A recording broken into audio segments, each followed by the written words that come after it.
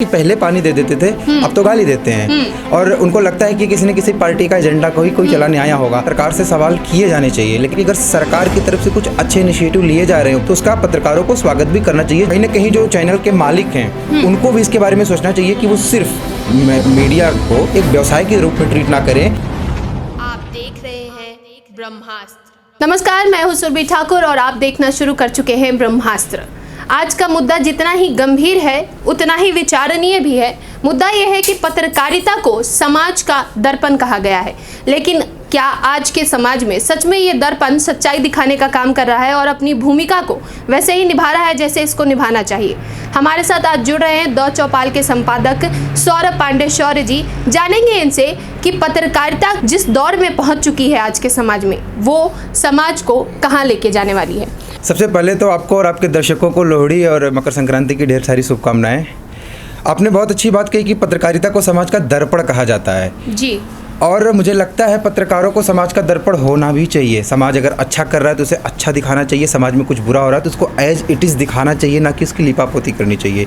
लेकिन अब आजकल एक धाड़ा जो है पत्रकारिता का, वो लगातार उन चीज़ों को ग्लोरीफाई करने की कोशिश करता है जिनके बारे में आम धारणा ऐसी होती है कि वो ठीक नहीं है। जैसे मैं आपको एग्जांपल दूं कि अभी पिछले दिनों एक जाने माना मीडिया संस्थान द प्रिंट ने एक स्टोरी अभी कल पब्लिश किया, जिसमें स्वामी विवेकानंद जी को ये दिखाया कि वो एक स्मोक करने वाले सन्यासी थे जो कि सिगार पीते थे, जो कि सिगरेट पीते थे। वही the Print Osama bin Laden की बरसी पे आर्टिकल लिखता है कि एक फादर के रूप में, एक बेटे के रूप में, एक पति के रूप में कैसा था लादेन। मतलब कि एक कैरेक्टर जिसको सारी दुनिया गालियां देती है, एक आतंकी जिसको उसको ग्लोरीफाई कर रहा है, और एक सन्यासी जिसको पूरे विश्व में करोड़ों लोग जिसको फॉलो करते हैं, जो यूथ आइकॉन के रूप में जाने जाते हैं, उनके डिफेम करने की कहीं ना कहीं कोशिश है। कितने तरीके से ये चीज़ें की जाती हैं और बाद में लोगों के दिमाग में वो इम्पैक्ट रह जाता है। अच्छा, दूसरा धाड़ा जो है एक पत्रकारिता का है कि जो चीखने चिल्लाने और न्यूज़ के अलावा बाकी सारे emotion, sequence, action, drama, comedy सब में यकीन करता है।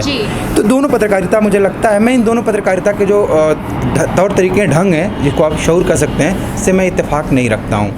पत्रकारिता ऐसी होनी चाहिए कि जैसे एज इट इज़ जो चीज़ें हो रही हैं उनको बोला जाना चाहिए। जैसे कुछ लोगों को लगता है कि सरकार का विरोध करना, सरकार के विरोध में स्वर मुखर करना ही एक पत्रकारिता है, तो दूसरे धड़े को लगता नहीं सरकार को डिफेंड करना ही पत्रकारिता है। जी, मैं इसी पे आ रही थी। पत्रकारिता का ये कानून है, कानून कह लीजिए या धर्म कह लीजिए, पत्रकारिता का ये धर्म है कि सत्ता से सवाल पूछा जाए। लेकिन क्या आजकल ऐसा हो रहा है? देखिए, सत्ता से सवाल पूछना ठीक बात है, लेकिन ऐसा नहीं कि विपक्ष में बैठे लोग सवालों से के दायरे में नहीं आते हैं। विपक्ष में नहीं, आप मेरा मुद्दा नहीं समझ रहे।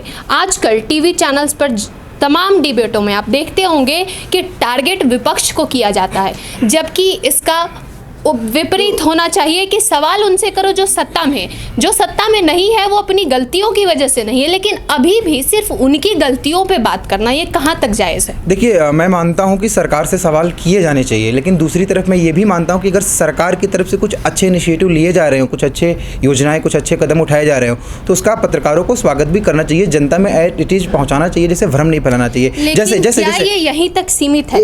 मेरे सवाल पर आप आ नहीं रहे। मेरा एक एग्जाम्पल मैं देना चाहूँगा आपको कि जैसे आप देखिए कोरोना की वैक्सीन की जो बात चल रही है, भारत में 4 कंपनियां वैक्सीन बना चुकी हैं, दो रेडी हैं लोगों को लगने के लिए, 4 कंपनियां और लाइन में हैं बनाने के लिए, और 10 करोड़ से ज़्यादा वैक्सीन गोदामों में रखी जा चुकी है, और हर महीने 3-4 करोड़ बनाने का टारगेट है, न सिर्फ भारत में बल्कि अफ्रीकी देशों में और तमाम फ्रांस जैसे डेवलप कंट्रीज़ में भी, जो साइंस और टेक्नोलॉजी के मामले में हमसे कई गुना आगे माने जाते हैं, वहाँ तक भारत की वैक्सीन की डिमांड है। और दूसरी तरफ चाइना है जिसकी फ्री वैक्सीन भी कोई लेने को तैयार नहीं है। तो कहीं ना कहीं इसमें आप कहेंगे कि ये तो वैज्ञानिकों का काम है, ये तो मेडिकल के क्षेत्र में जो लोग रिसर्च कर रही है उनका काम है, बेशक उनका काम है, लेकिन कहीं ना कहीं सरकारी इच्छा शक्ति इस पर बहुत निर्भर करती है। मैं ये कहूँगी कि आप मुद्दा से भटक रहे हैं। मेरा सवाल फिर से सुनिए आप। मेरा सवाल ये है कि चलिए, जो सवाल मैंने ये कहा कि सत्ता से सवाल होने चाहिए, उसको मैं थोड़ा सा बदल देती हूँ, मैं अपने शब्दों को बदल देती हूँ। मैं ये कहती हूँ कि पत्रकारिता का ये धर्म होना चाहिए कि सत्ता के सामने सच्चाई होनी चाहिए। इस पर क्या प्रतिक्रिया देंगे आप? हाँ, सत्ता के सामने बिल्कुल सच्चाई होनी चाहिए और सबसे ज़्यादा सवाल का जो भागीदार है, जिससे सबसे ज़्यादा सवाल किए जाने चाहिए, नो डाउट सत्ता पक्ष होना चाहिए। अगर पत्रकारिता में कुछ लोग ऐसा नहीं कर रहे हैं तो मैं मानता हूँ वे ठीक नहीं कर रहे हैं। तो आपको क्या लगता है कि समाज पर इसका क्या प्रभाव पड़ रहा है?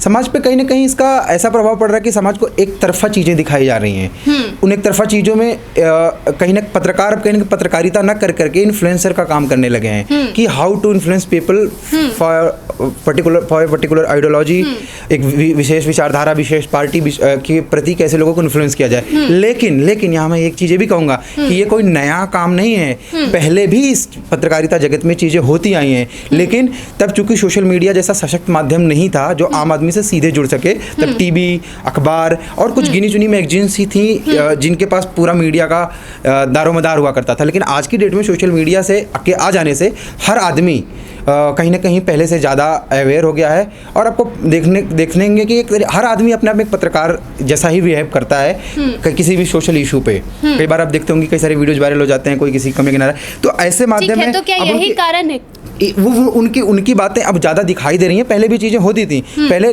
छोटे स्केल पे होती थी, अभी वो चूंकि स्केल बढ़ गया है इसलिए बड़े स्केल पे दिखाई जा रही हैं चीज़ें। ठीक है, तो क्या यही कारण है कि पहले जब पत्रकार तपती धूप में माइक लेकर रोड पर खड़े होते थे तो कुछ लोग ऐसे भी होते थे कि उनको पानी पूछ जाते थे, उनके लिए कुछ सुविधाएं उपलब्ध करवा देते थे, लेकिन अब कहीं भी चले जाइए कोई ना कोई गाली देने और जूता मारने आ जाता है। मैं इस बात से सहमत हूं, बल्कि मैं कहने वही वाला था कि पहले पानी दे देते थे, अब तो गाली देते हैं और उनको लगता है कि किसी न किसी पार्टी का एजेंडा कोई चलाने आया होगा।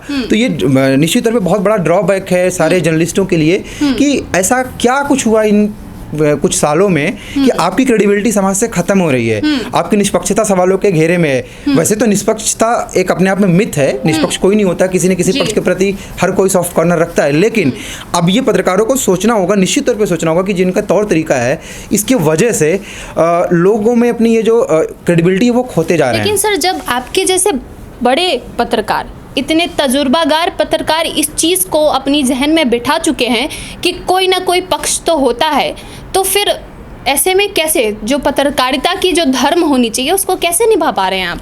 नहीं, मैं ये कह रहा हूँ कि पक्ष होता है। श्री कृष्ण का भी महाभारत में एक पक्ष था, लेकिन वो एक तरीके से जिस धर्म युद्ध के लिए लड़ रहे थे उनको पता था क्या सही है क्या गलत है। तो हमारा हो सकता है कोई पक्ष हो, individual, I am a voter, I am also, I have a ideology, no doubt, लेकिन जहाँ बात होती है अपने कर्म की, अपने पेशे की, तो उसको हम पूरी ईमानदारी से करते हैं। क्या आप इस बात से इत्तेफाक रखते हैं कि एज ए जर्नलिस्ट सबको फ्री थिंकर के रूप में सोचना चाहिए? बिल्कुल फ्री थिंकर के रूप में सोचना चाहिए, दोनों पक्षों को सुनना चाहिए और सभी के बारे में जो कलेक्टिव जानकारी होनी चाहिए, जो संतुलित जानकारी होनी चाहिए, असल में एग्जैक्ट वर्ड ये होगा, वो हमें अपने दर्शकों को, अपने पाठकों को, जिस भी माध्यम में हम पत्रकारिता कर रहे हैं, प्रिंट में, इलेक्ट्रॉनिक में, वेब में, वहाँ तक पहुँचानी चाहिए बातें। जी, तो मैं चाहती हूँ कि आप इसका निष्कर्ष निकालें कि आखिर किस तरह से इस समस्या का समाधान निकाला जा सकता है, क्योंकि लोग कहीं ना कहीं मिसलीड हो रहे हैं। अब हर कोई अपना पर्सनल एजेंडा लेकर, बड़े स्क्रीन हो या छोटे स्क्रीन की आप बात करें, हर जगह अपना एजेंडा लेकर लोग बैठते हैं। ऐसे में समाज को कैसे बचाया जाए और वो लोग जो अभी भी फ्री थिंकर के रूप में सोचते हैं उनको क्या क्या स्टेप लेना चाहिए, क्या कदम सही होगा, बस इसके साथ मैं चाहूँगी कि आप अपनी वाणी। देखिए, मुझे जहाँ तक लगता है कि पत्रकारों को कुछ ऐसे प्लेटफॉर्म मिलने चाहिए जहाँ पे उनके ऊपर कोई बाउंडेशन न हो, क्योंकि आप भी पत्रकारिता जगत से हैं और आपको पता है कितनी सारी इसमें भी टर्म्स एंड कंडीशंस होती हैं। आपको अपनी नौकरी भी प्यारी होती है क्योंकि आप रातों रात बेरोजगार नहीं हो सकते, और कहीं ना कहीं जो चैनल के मालिक हैं उनको भी इसके बारे में सोचना चाहिए कि वो सिर्फ मीडिया को एक व्यवसाय के रूप में ट्रीट ना करें जस्ट बिकॉज कुछ विज्ञापनों और कुछ पॉलिटिकल फेवर की वजह से। कम से कम जो अच्छे जर्नलिस्ट हैं, जो अच्छा कुछ कर सकते हैं अपने समाज के लिए, उनको करने की आज़ादी दी जानी चाहिए। आप अपना एजेंडा चलाइए, नो डाउट, आपके पास 24 घंटे में बहुत सारे स्लॉट होते हैं, उसमें अपना एजेंडा, लेकिन कुछ ऐसे स्लॉट्स रखने चाहिए चैनल पे जिसमें फ्री थिंकर्स को, जो स्वतंत्र पत्रकारिता करना चाहते हैं, दोनों पक्षों को, दोनों पहलुओं को जरूर दिखाएं। ऐसा नहीं होना चाहिए कि एक चैनल दिन रात राहुल गांधी को गाली दे रहा है, एक चैनल दिन रात नरेंद्र मोदी को गाली दे रहा है, ये नहीं होना चाहिए। कम से कम मुझे लगता है कुछ स्लॉट अपने मीडिया, अपने पोर्टल का या जिसका वेबसाइट है, कुछ हिस्सा ऐसा रखना चाहिए जिसपे फ्री थिंकर्स को रखना चाहिए, दोनों पक्षों के लोगों को अपनी आवाज़ बुलंद करने का मौका देना चाहिए। माफ़ कीजिएगा, मैंने कहा कि आखिरी सवाल है, लेकिन एक सवाल और आ गया मेरे मन में। एक तरफ देश में राजनीति का माहौल ऐसा है कि राजनीतिक पार्टियां देवरानी जेठानी की तरह आपस में भिड़ी हुई हैं, दूसरी तरफ हमारे देश का नेशनल मीडिया जो हर गरिमा को अब पार कर चुका है। जब भी देश में कोई आवाज़ उठती है, किसी तरह का कोई आंदोलन होता है, कोई उसकी सत्य तक पहुंचने की कोशिश नहीं करता। हर कोई पहले दिन से ही, आप अभी तक समझ गए होंगे कि किसान आंदोलन में जो नेशनल मीडिया का रोल रहा, मैं उस पर कह रही हूँ। मैं इस बिल के बारे में बात नहीं करना चाहती, मैं विरोध और समर्थन पर भी नहीं जाना चाहती, सिर्फ नेशनल मीडिया का जो रोल रहा उस पर आपकी प्रतिक्रिया। हाँ, निश्चित तौर पे मुझे लगता है कि अब आज का जो मीडिया है, आज मीडिया में भी देखिए, आपको एक बात बताऊं कि जो भी समुदाय होते हैं, व्यवसायी समुदाय होता है, जैसे मान लीजिए कि सर्राफों का अपना संगठन है, तो सर्राफों के लिए कोई रूल रेगुलेशन आते हैं तो सारे इकट्ठे मिलते हैं। वकील हैं, उन पे कोई आ जाती है तो सारे वकील इकट्ठे, इनफैक्ट जज तक इकट्ठे हो जाते हैं। पुलिस डिपार्टमेंट है, उन पे कोई बात आती है तो सारे इकट्ठे होते हैं। लेकिन पत्रकारिता जगत में क्या है कि धड़ा ही बटा हुआ है। यहाँ पे एकदम से दो पक्षों में लोग बटे हुए हैं कि अगर एक जर्नलिस्ट कुछ और दिखा रहा है तो चूंकि वो हमारी दूसरी आइडियोलॉजी का है और वो कहीं पिट गया, उसको किसी ने कुछ अपशब्द कह दिया तो हाँ बहुत बढ़िया किया, बहुत बढ़िया किया, अपने ही लोग मजा, मतलब हमारे पत्रकारिता बिरादरी जो है इसमें यूनिटी नहीं है। कम से कम उस यूनिटी होनी चाहिए कि जो मूलभूत अधिकार हैं पत्रकार के, जो कि चाहे वो किसी भी पक्ष का हो, कम से कम उसको स्वतंत्रता पूर्वक अपनी रिपोर्टिंग करने की तो आज़ादी है संविधान के दायरे में रहते हुए। तो कम से कम उस पर अगर कोई हनन करता है, कोई हमें डिस्टर्ब करते से आप रिपोर्टिंग के लिए गई, क्या कोई बदतमीजी करता है तो दूसरा थोड़ा खुश होता है उस पर।